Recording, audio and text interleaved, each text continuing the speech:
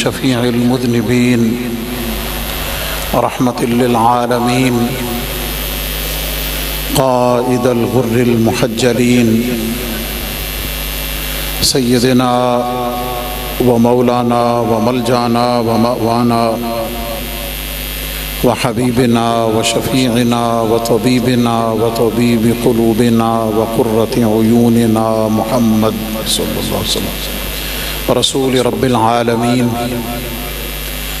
وعلى آله وأصحابه وأزواجه وبناته وأهل بيته وأولياء أمته وعلماء ملته ومن تبعهم بإحسان إلى يوم الدين أما بعد فأعوذ بالله من الشيطان الرجيم بسم الله الرحمن الرحيم ولا تحسبن الذين قتلوا في سبيل الله أمواتا بل أحياء عند ربهم يرزقون صدق الله العظيم وقال تعالى في شان حبيبه الكريم إن الله وملائكته يصلون على النبي يا أيها الذين آمنوا صلوا عليه وسلموا تسليما درود پاک محبت و ذوق سے پڑھیں الصلاة والسلام عليك يا سيدي يا رسول الله وعلى آلك وأصحابك يا سيدي يا حبيب الله الصلاة والسلام عليك يا خاتم النبيين وعلى آلك وأصحابك يا شفيع المذنبين الصلاة والسلام عليك يا إمام الحرمين وعلى آلك وأصحابك يا جد الحسن والحسين گنج بخش فیض عالم مظہر نور خدا ناقص آرا پیر کامل کامل آرا رہنما معزز و محتشم سامعین و حاضرین بزرگ و دوست و عزیزان قدر دور و نزدیک سے بڑی محبت اور عقیدت سے بارگاہ گنج بخش میں حاضری کے لیے اور جمعہ کی ادائیگی کے لیے تشریف فرما جملہ غلامان گنج بخش اور ARYQTV کے ذریعے پوری دنیا سے جڑے ہوئے چل باہر ہو جا چل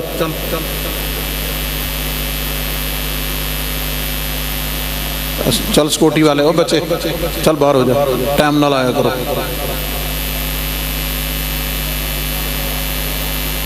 ساری دنیا بہ جائے تو پھر تو انہوں یاد آنگا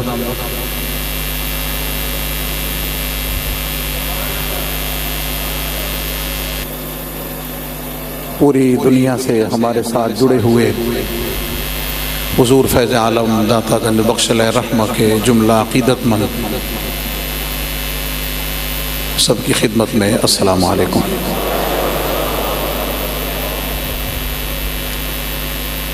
آج کے جمعۃ المبارک کے اس قیمتی وقت کو نبی پاک صلی اللہ علیہ وسلم کے محبوب چچا جان اسد اللہ و اسد رسول اللہ حضور علیہ السلام کے رضائی بھائی اور سید الشہداء اور عشاق اور غلاموں کے ہاں گورنر مدینہ حضرت سیدنا امیر حمزہ بن عبد المطلب رضی اللہ تعالیٰ عنہ آپ کے کچھ ذکر خیر سے ہم اپنے وقت کو قیمتی بنائیں گے 15 شوال المکرم کو آپ کا یوم شہادت گزرا اور تھوڑی سی اس محبت اور عقیدت کی فراوانی کی ایک خاص وجہ ہے وہ وجہ یہ ہے کہ میں کل سید الشہداء حضرت امیر حمزہ کی بارگاہ میں حاضر تھا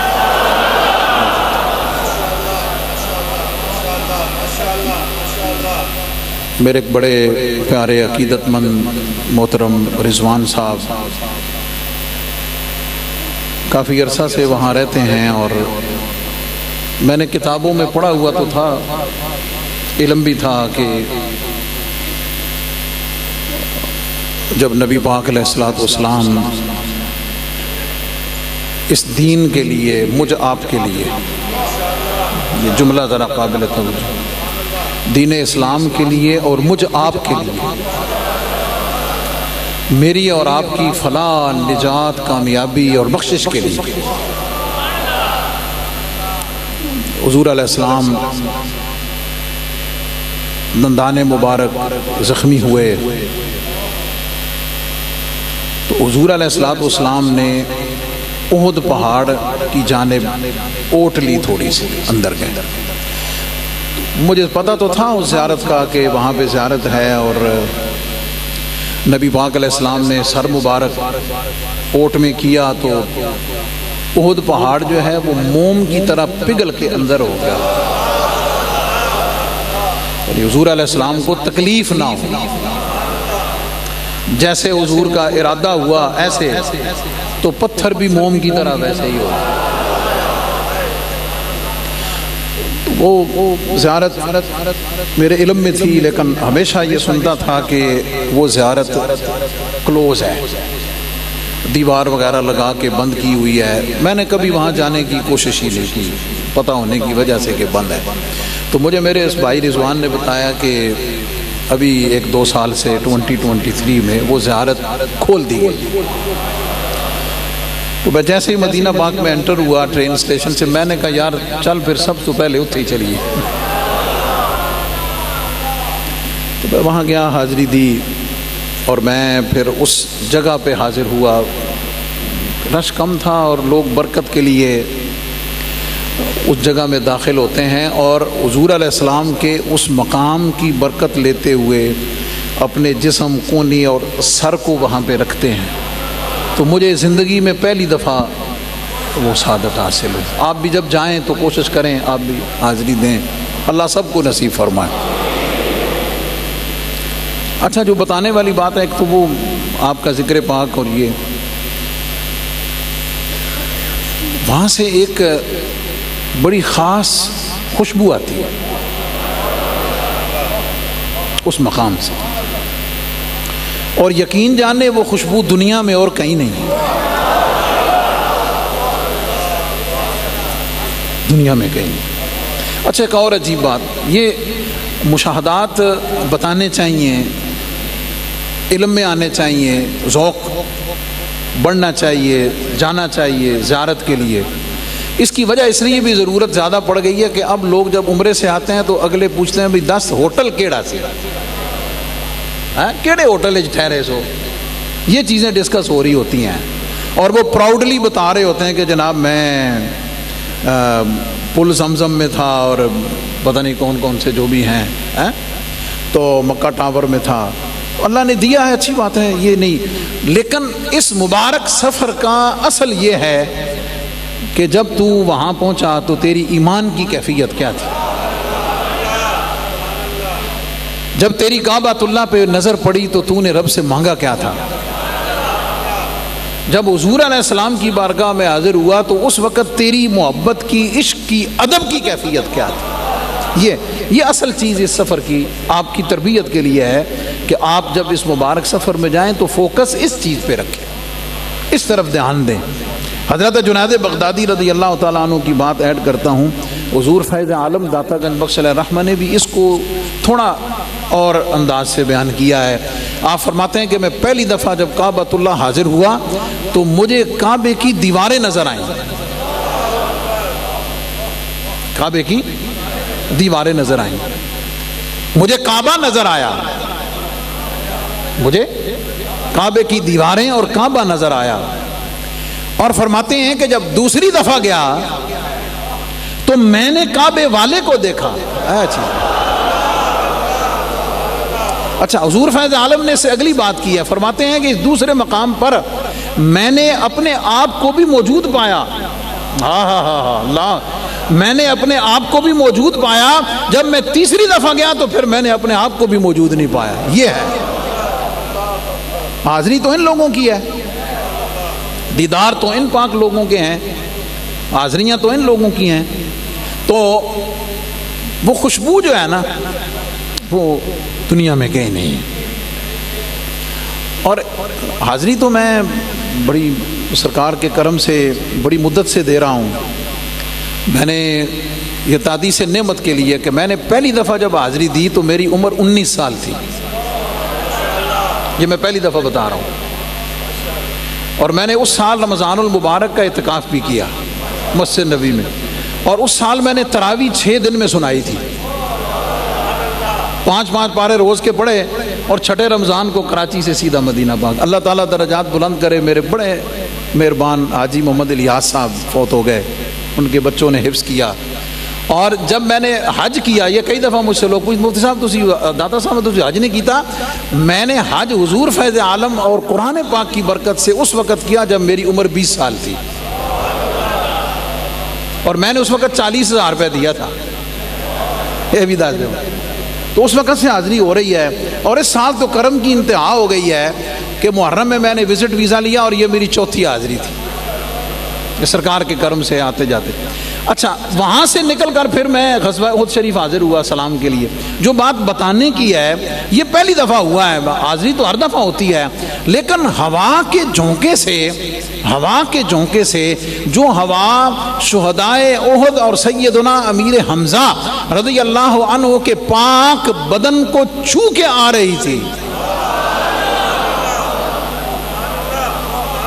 میں ذرا دوہرا رہا ہوں تاکہ تھوڑا آپ کا بھی ذوق بڑھے، آپ بھی ذرا برکت حاصل کریں، لطف لیں. وہ یہ ہے کہ وہ ہوا کے جھونکے جو غزوہ احد کے شہداء، مقام میں شہداء، اس جگہ سے ہوا کے جو ہلے اور جھونکے وہاں سے آ رہے تھے، وہ خوشبو نہیں سمجھے، ابھی پہنچے نہیں آپ. وہ خوشبو اور اس مقام کی خوشبو جو حضور کے سر مبارک کی تھی، سمجھ رہے ہیں؟ مقام سید الشہداء کی خوشبو جو ہوا سے آئی، اور وہ خوشبو جو حضور علیہ السلام کے سر مبارک لگنے سے اس احد پہاڑ کی گھاٹی سے آئی، وہ دونوں خوشبوئیں ایک تھی. دونوں خوشبوئیں. اللہ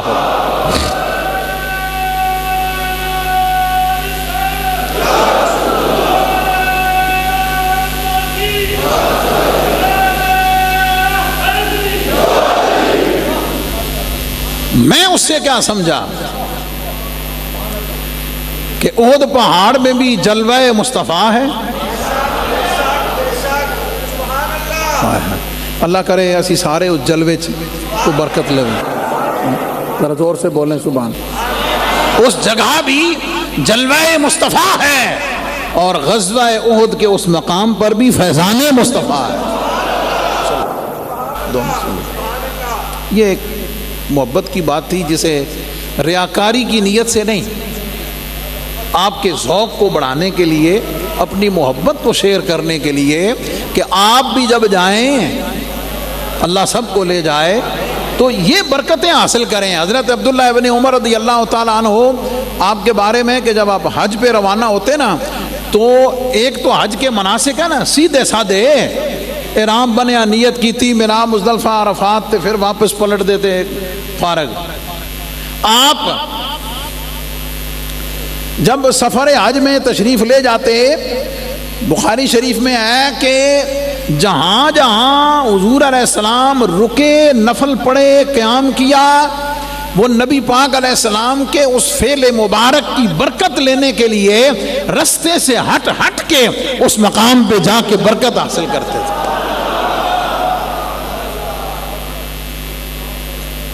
آج کے حج اور عمرے میں جو ایڈوانس ہو گیا ہے اس میں، اور جو ہم نے پڑھا، جو ہم کوشش کرتے ہیں، جس طرف آپ کو زحمت دینا چاہ رہا ہوں، اس میں ایک فرق ہے.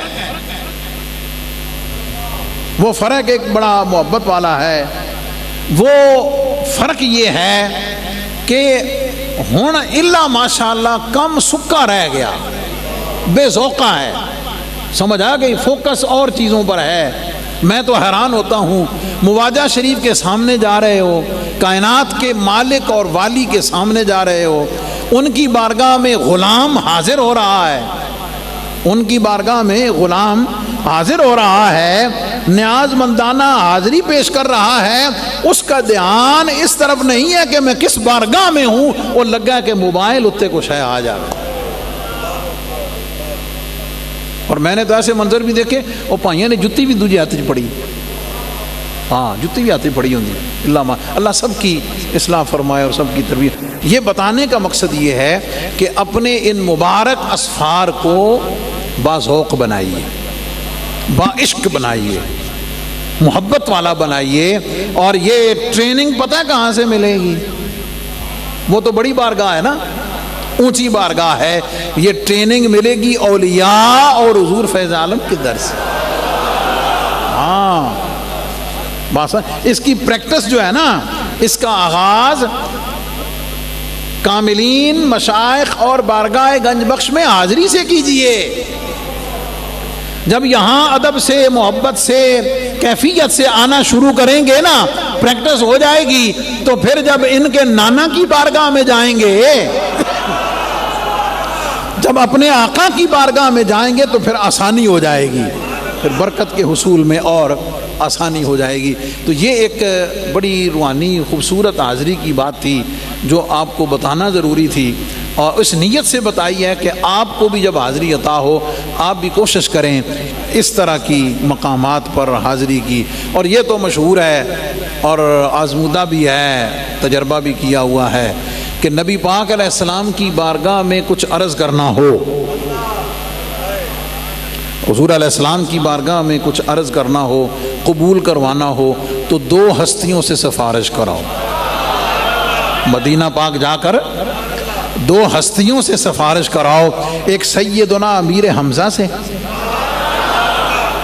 سیدنا امیر حمزہ رضی اللہ عنہ سے، اور دوسری جنت البقیع میں بی بی سیدہ پاک سیدہ فاطمہ الزہرا سے، دونوں سے۔ تو کرم تو ہوتا ہی ہے، لیکن جب ان کے حوالے سے عرض کرتے ہیں تو اللہ رب العزت مزید کرم فرما دیتا ہے۔ اب آئیے ذرا آپ کی سیرت اور آپ کے احوال پر تھوڑی بات کرتے ہیں۔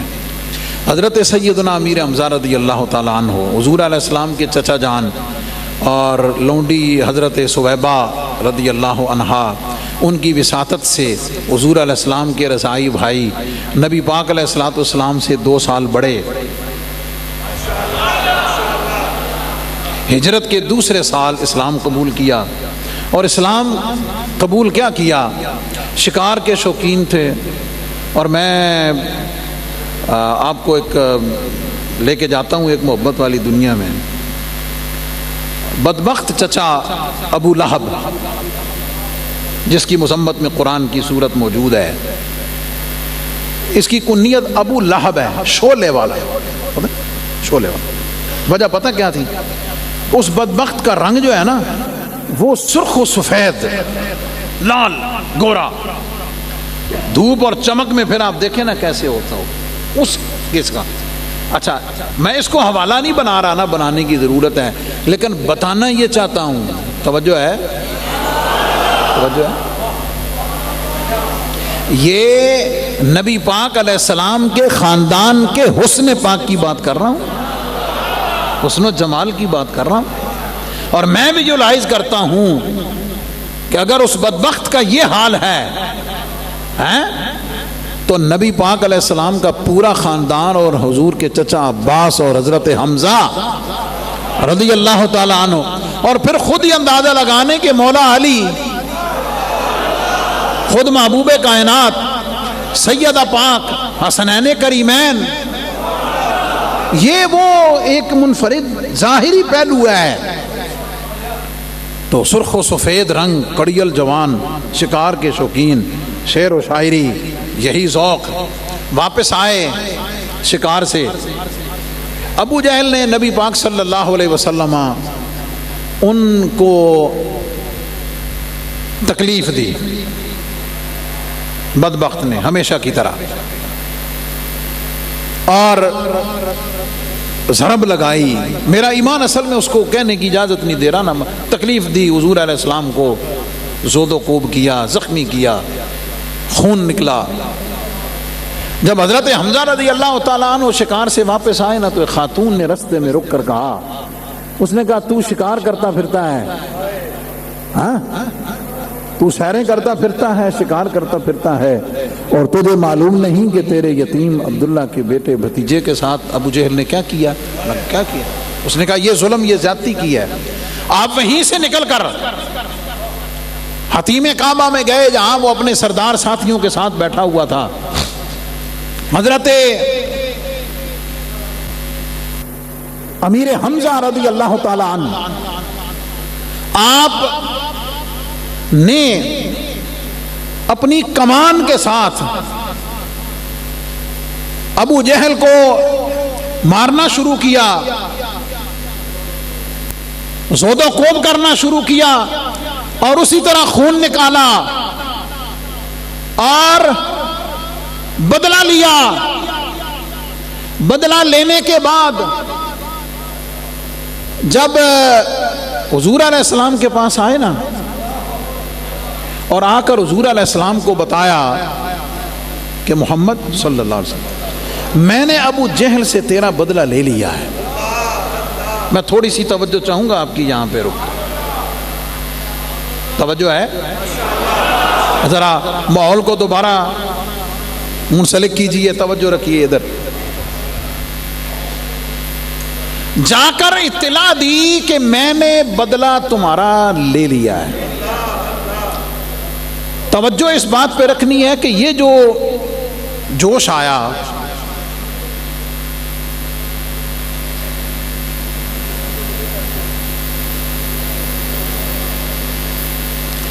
یہ جو جوش آیا، یہ ایمانی تعلق کی وجہ سے نہیں،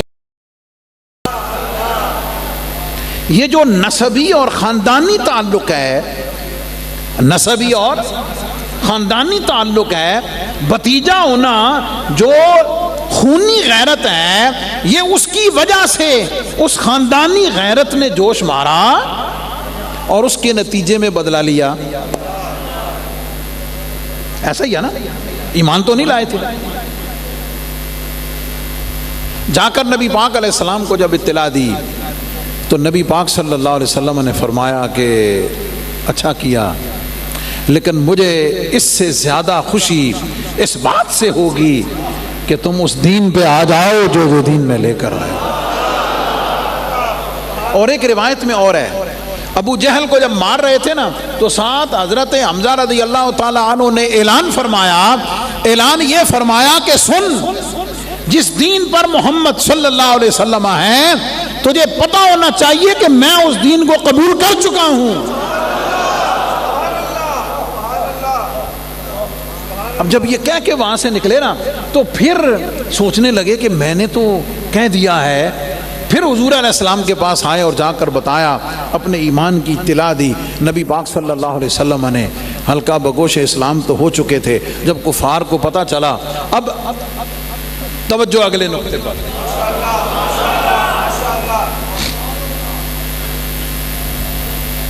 نبی پاک صلی اللہ علیہ وسلم نے اس خاندانی اور نسبی محبت اور غیرت کو منتقل کیا، شفٹ کیا ایمان کی محبت کی طرف، اسلام کی محبت کی طرف. کیوں؟ وجہ کہ اگر، اب یہ میں بڑی نفیس بات کرنے لگا ہوں، سمجھیے گا ذرا، اس لیے کہ اگر ایمان کے بغیر محض نسبی تعلق کی وجہ سے اگر خدمت محبت کی، ضائع وہ بھی نہیں جائے گی. ہاں، ضائع وہ بھی نہیں جائے گی، لیکن اگر ایمان کے ساتھ ہو جائے گی ایمان کے ساتھ ہو جائے گی تو پھر نبی پاک صلی اللہ علیہ وسلم اس دنیا میں بھی فخر فرمائیں گے اور اللہ کی بارگاہ میں بھی شفاعت اور فخر فرمائیں گے۔ اب میں جملے پہ دلیل بھی دے دوں۔ ابو لہب کا بھی ذکر گزرا نا، تفصیلی حدیث پاک موجود ہے۔ حضور علیہ السلام کی ولادت پر جب آ کر اطلاع دی گئی نبی پاک علیہ السلام کی ولادت بسعادت کی، تو اس نے اپنی انگلی کے اشارے سے اس لونڈی کو آزاد کیا۔ حضرت عباس جو آپ کے بھائی ہیں، انہوں نے اس کے مرنے کے بعد خواب میں دیکھا، پوچھا سنا کیا حال ہے؟ اس نے کہا برے حال میں ہوں، ہر وقت جہنم کے عذاب میں ہوں، لیکن جب پیر کا دن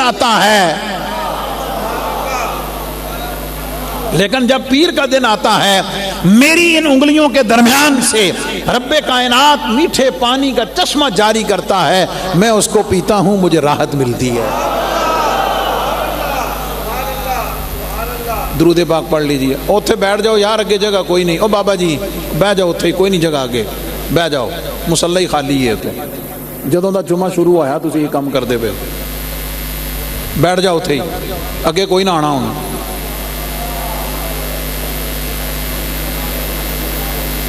جب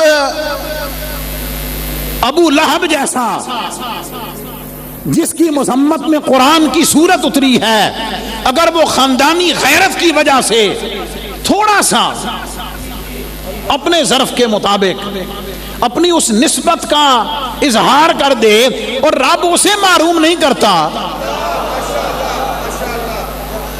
تو حضور کے خاندان مبارک، اہل بیت اطہار، حضور کے غلام خود قیاس کر لیجئے۔ اور پھر یہ چچا تو وہ چچا ہیں، ہائے ہائے ہائے، یہ چچا تو وہ چچا ہیں کہ پھر جب ایمان لے آئے نا، جب حضور علیہ السلام کی غلامی میں آ گئے تو پھر تن من دھن سب کچھ قربان کر دیا، ہجرت فرمائی، نبی پاک علیہ السلام کی معیت و غلامی میں رہے، حضور علیہ السلام کے دین کی مدد و نصرت میں رہے، سب کچھ حضور کے لیے قربان کیا۔ اور پھر ہر موقع پر، ہر غزوہ میں، غزوہ بدر ہو، بلکہ جو پہلا سریہ حضور علیہ السلام نے بھیجا ابو سفیان کا راستہ روکنے کے لیے، اس کے لیڈر بھی حضرت حمزہ رضی اللہ تعالیٰ عنہ تھے۔ اور پھر غزوہ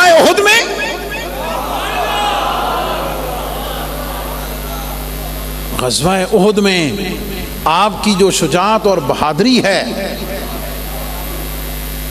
جس طرف رخ کرتے کافروں کی آگے سے دوڑیں لگ جاتی، اور وحشی جو بعد میں حضرت وحشی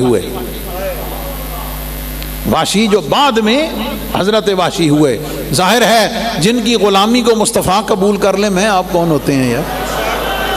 جن کے ایمان کو حضور نے قبول کیا ہے، ہمارا کام سر تسلیم خم کرنا ہے۔ ہاں، حضور علیہ السلام نے ان کو یہ جو کہا تھا کہ وحشی میرے سامنے نہ بیٹھنا، مجلس میں میری پشت پہ بیٹھنا، کیوں؟ کبھی سوچا آپ نے حضور علیہ السلام نے کیوں فرمایا تھا؟ وجہ یہ تھی کہ نبی پاک علیہ السلام کے سامنے المناک شہادت ہوئی، پھر آپ کے اس مبارک جسم کو حضور علیہ السلام نے دیکھا، پیٹ چاک، کان ناک کٹے ہوئے۔ یہ کہنا آسان ہے، ہاں میں آپ بھی کہہ کے گزر گئے۔ اتنا پیار، اتنی محبت، اتنی جان ساری، اتنی وفا، اتنی محبت، اتنی المناک شہادت، نبی پاک صلی اللہ علیہ وسلم نے وہ سارا منظر حضور کے سامنے، تو خاندانی غیرت بھی ہے، محبت بھی ہے، ایمان والی بھی ہے، عشق والی بھی ہے، نسب والی بھی ہے، نسبت والی بھی ہے۔ پشت کے پیچھے کیوں کہا؟ توجہ رکھیے گا بات پہ اور اس کی نزاکت کو ذرا جذب کیجئے گا، سمجھیے گا۔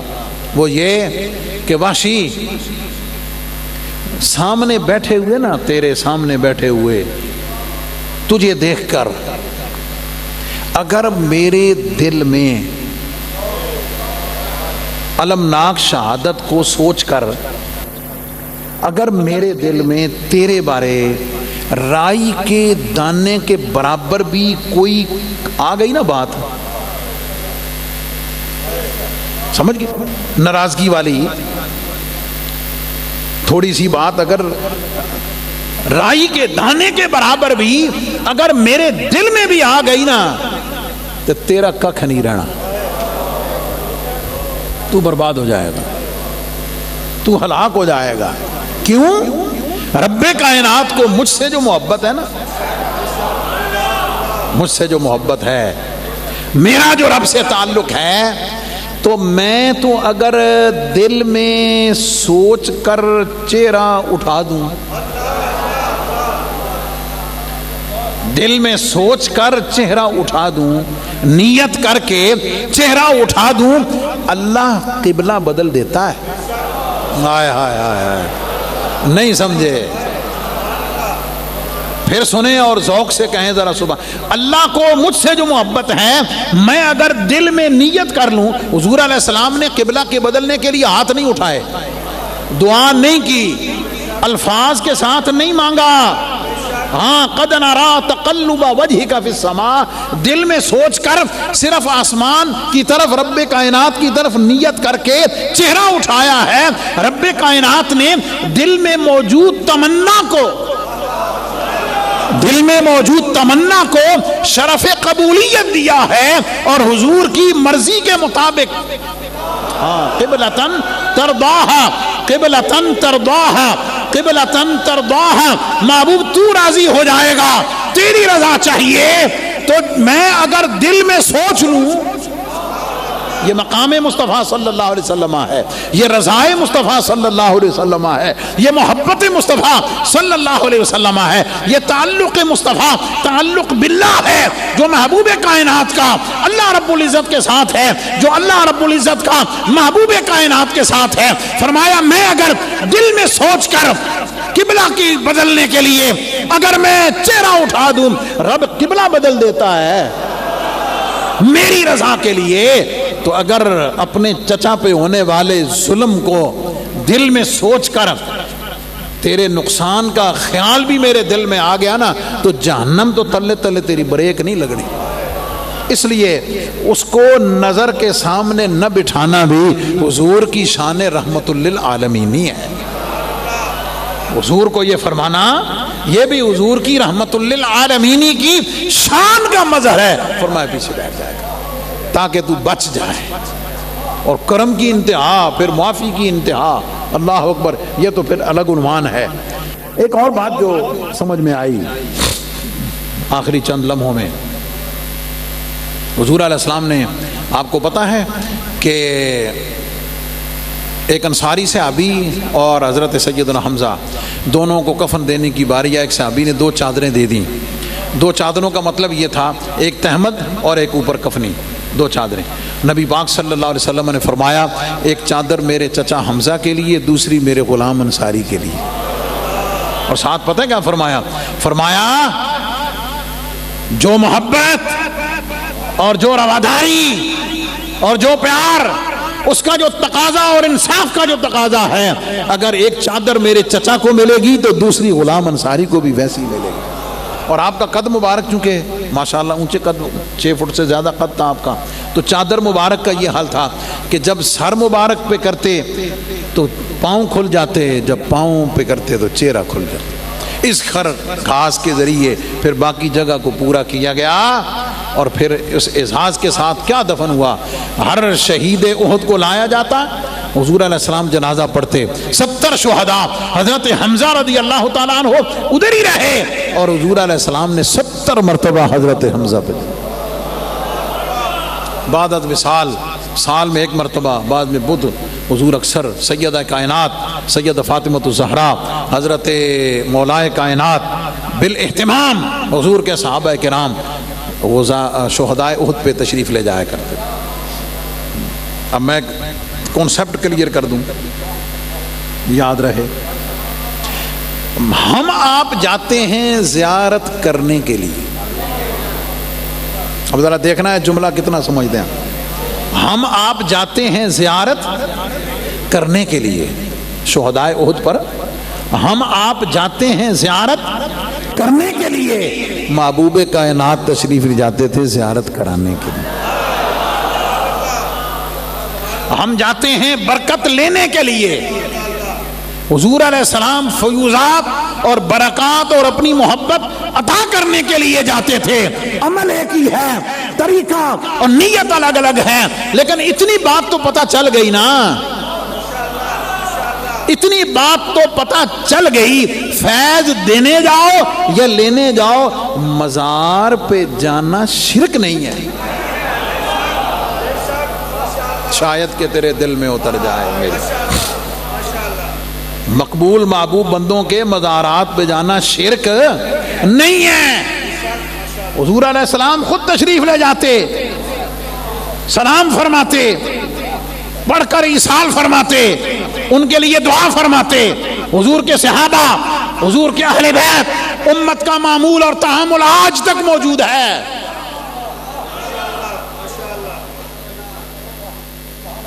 آج تک موجود ہے. اور یہی اسوہ, یہی طریقہ مجھ آپ کا حضور فیض عالم اور حضور ریا کے بارے میں. نبی پاک علیہ الصلوۃ والسلام, آخری جملے کہہ کے اجازت چاہتا ہوں, اور اس کے بعد ایک پیغام بھی دینا 1 منٹ کا. حضور علیہ السلام پر ایمان لائے, سنگت و صحبت کی, خدمت کی حضرت سیدنا امیر حمزہ رضی اللہ عنہ. المناک شہادت ہوئی. ہندا نے کلیجہ تک چبایا, ظلم و زیادتی کی, سب کچھ ہوا, اللہ اکبر. لیکن یہ ہستیاں جاتے جاتے مجھ آپ کو ایک سبق دے کر گئی ہیں. میسج آج کی گفتگو کا پیغام اور میسج یہ ہے, یہ ہستیاں بتاتی ہیں کہ جب محبوب کے ہو جاؤ نا, جب حضور کے ہو جاؤ, جب آقا کریم علیہ السلام کے ہو جاؤ, جب ان کی غلامی میں آ جاؤ, جب ان پر ایمان لے آ کر جب ان کے ہو جاؤ, تو سیدنا حمزہ رضی اللہ عنہ نے اپنی شہادت کے ذریعے سبق یہ دیا ہے کہ اے امت مسلمہ, قیامت تک یاد رکھنا, ہم بک چکے, ہم وفا کے لیے سب کچھ لٹا چکے. یہ دل, جس دل میں عشق مصطفیٰ ہے, محبت مصطفیٰ ہے, ادب مصطفیٰ ہے, وفائے مصطفیٰ ہے, یہ جسم کٹوایا تو جا سکتا ہے, یہ سینہ چروایا تو جا سکتا ہے, یہ دل چبایا تو جا سکتا ہے, لیکن دل سے عشق مصطفیٰ کو نکالا نہیں جا سکتا. عشق مصطفیٰ کو نکالا نہیں جا سکتا. یہ ہے اصل بات, یہ نہیں.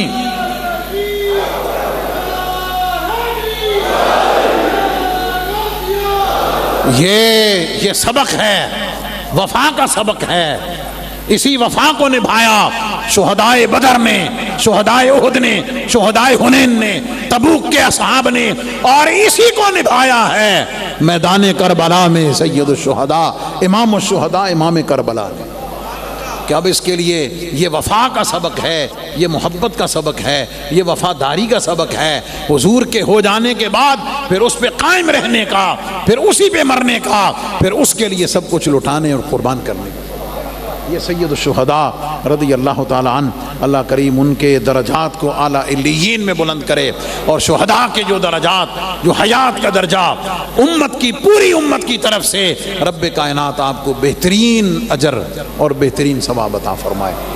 آج کے دن آپ نے خصوصی دعا کرنی ہے, ہم بھی کریں گے, آپ بھی کریں گے. یہ جو ایران اور امریکہ کا مسئلہ ہے, اس میں اللہ رب العزت نے جو پاکستان کو عزت عطا کی, پاکستان کے کہنے پر حکومت پاکستان, محترم جناب سید عاصم منیر صاحب, وزیر اعظم میاں محمد شہباز شریف صاحب, اور خاص طور پر محترم جناب محمد اسحاق ڈار صاحب اور ان کی پوری ٹیم, ان کی کوششوں سے اس وقت جو منظر دنیا دیکھ رہی ہے, جو پاکستان کی عزت و وقار کا مقام اس وقت دنیا دیکھ رہی ہے, بس دعا کریں کہ اللہ رب العزت اس امن کو پائیدار کرے, اس معاہدے کو کامیاب کرے, اور پاکستان نے اس وقت دنیا میں اپنے آپ کو, اپنے وجود کو, اپنی قوت کو, اپنی فراست کو, اپنی محبت کو, اور اپنے بہترین ڈائلاگ کو اور پوری دنیا میں امن کے قیام کو جس طریقے سے آگے بڑھایا ہے، میرا اور آپ کا کام ہے ہم اپنی دعاؤں کے ذریعے، اپنے عمل کے ذریعے ان ساری چیزوں کو مضبوط کریں اور دعا بھی کریں اللہ رب العزت کی بارگاہ میں، اور اس کے ذریعے سے جو ہمارا برادر اسلامی ملک ایران جس تباہی سے بچ رہا ہے، بچنے کو جا رہا ہے، اللہ کریم ہمارے گلف کے مسلمانوں کو، خلیج کے مسلمانوں کو، پوری دنیا کے مسلمانوں کو باہمی وحدت عطا کرے، اور پاکستان کی اس امن کے قیام کے لیے اور اس امن کی کوششوں کے لیے اللہ رب العزت پاکستان کو مزید عزت، مزید کامیابی اور دوام عطا فرمائے، اور دشمنوں کو بھی سمجھنے کی توفیق عطا فرمائے۔ جو قوتیں اس امن کی کوشش کو سبوتاژ کرنا چاہتی ہیں اللہ ان کو بھی نامراد کرے، اور پاکستان کے ذریعے سے رب کائنات ملک کو امن کا گہوارہ، پوری دنیا کو اللہ کریم امن کا گہوارہ اور امن کا مسکن بنائے۔ وآخر دعوانا الحمدللہ رب العالمین۔ سنتیں ادا فرما لیجیے۔ اللہ اکبر اللہ اکبر اللہ اکبر اللہ اکبر اشہد ان لا الہ الا اللہ اشہد ان لا الہ الا اللہ اشہد ان محمد رسول اللہ اشہد ان محمد رسول اللہ حی علی الصلاة حی علی الصلاة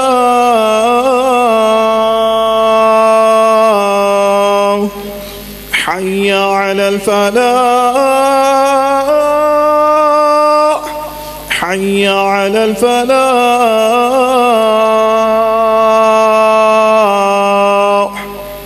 اللہ اکبر اللہ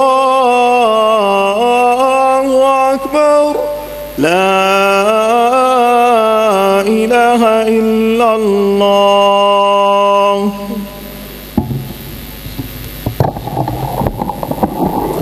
الحمد للہ وحدہ والصلاة والسلام علی من لا نبی بعدہ وعلى آلہ واصحابہ الذین وفوا عہدہ اما بعد فاعوذ باللہ من الشیطان الرجیم بسم اللہ الرحمن الرحیم ولا تقولوا لمن يقتل في سبيل الله أموات بل أحياء ولكن لا تشعرون بارك الله لنا ولكم في القرآن العظيم ونفعنا وإياكم بالآيات والذكر الحكيم إنه تعالى ملك كريم جواد بر الرؤوف الرحيم۔